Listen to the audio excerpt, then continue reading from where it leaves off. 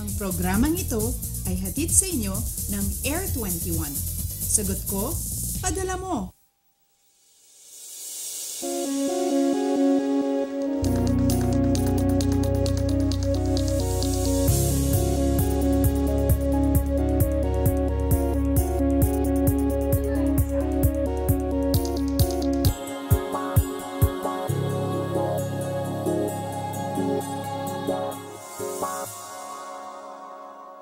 Naimbag na Bigat Luzon, maayong buntag Visayas at mapiya Kapipita Mindanao. Gising na Pilipinas at marami pa tayong tungkulin na gagampanan sa araw na ito.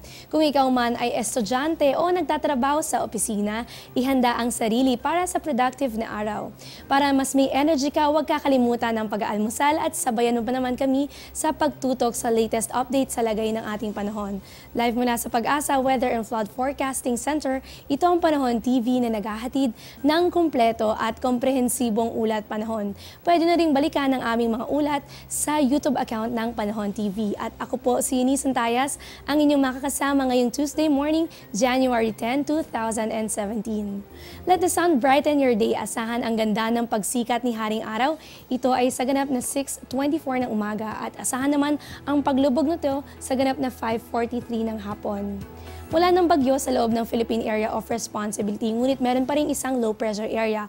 Para sa mga detalye nito, makakapanayam natin ngayon ang isa sa mga Pag-asa weather forecaster, Ms. Glyza Escoliar. Magandang umaga po, Ms. Glyza. Ano na po bang update dito sa low pressure area sa loob ng ating bansa?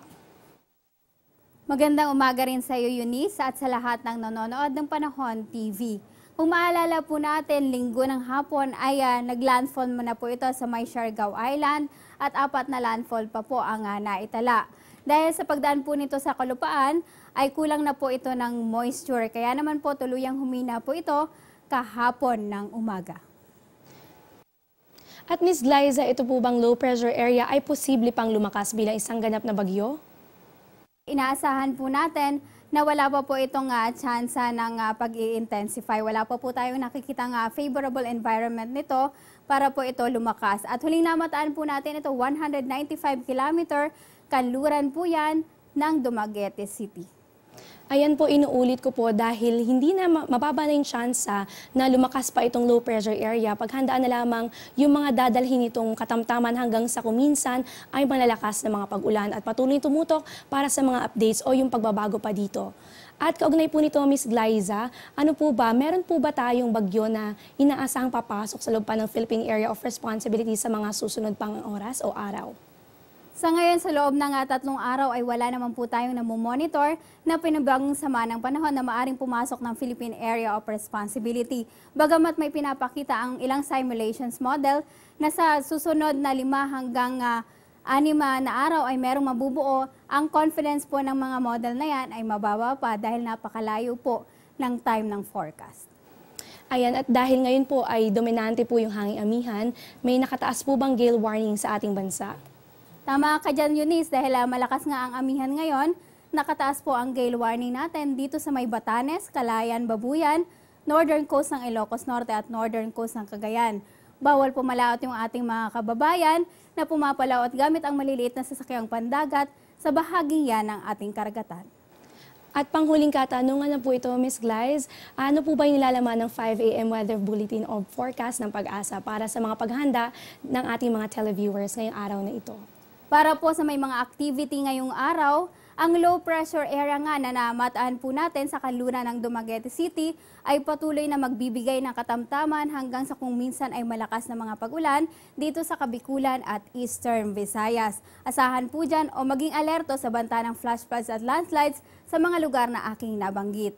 Dito naman sa Calabarzon, Mimaropa at nalalabing bahagi ng Kabisayaan, asahan naman ang mahina hanggang katamtamang ulan at pagkidlat pagkulog dahil pa rin sa low pressure area.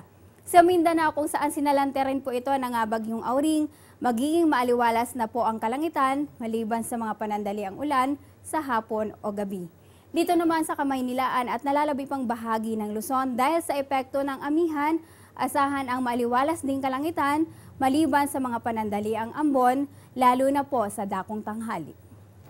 Ayan, inuulit ko po, dahil dalawang weather systems pa rin yung umiiral sa loob ng Philippine Area of Responsibility, maging handa po kayo dahil epekto nga nitong hanging amihan yung mga mahinang pag-ulan. Samantala sa mga lugar naman kung saan malapit yung low pressure area, paghandaan po ninyo dyan yung katamtaman hanggang sa kuminsan ay malakas na mga pag-ulan na maaari magdulot ng pagbaha at pagguho ng lupa. Muli po nakapanayam natin ngayon ang isa sa mga Pag-asa weather forecaster, Ms. Glyza Escollar. Maraming salamat po sa ibinahagi ninyong impormasyon sa amin para sa araw na ito. At dyan lamang po kayo dahil magbabalik pa ang Panahon TV.